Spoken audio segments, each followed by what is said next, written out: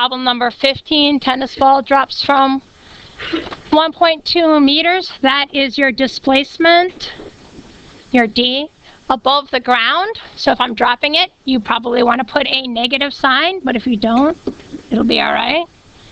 It rebounds to a height of 1 meter. With what velocity does it hit the ground? So you go, here's a tennis ball, and it drops down. You want to know what the velocity final is. My velocity, question mark.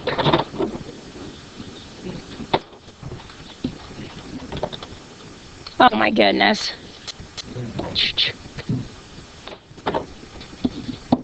My V initial is 0.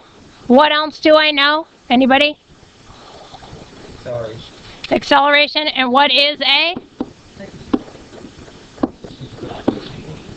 Negative 9.8 meters per second squared. All right. We know D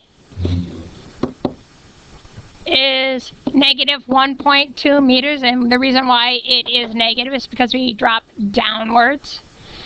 So now I have to choose an equation that'll help me find V final. What I am not given is no time. So I choose equations that do not have time.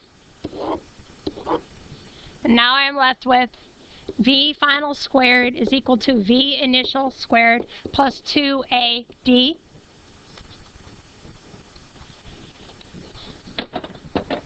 V initial is 0. V final will be the square root of 2 times negative 9.8 meters per second squared times a negative 1.2 meters. My units are going to be meters squared divided by seconds squared. I'd get the square root of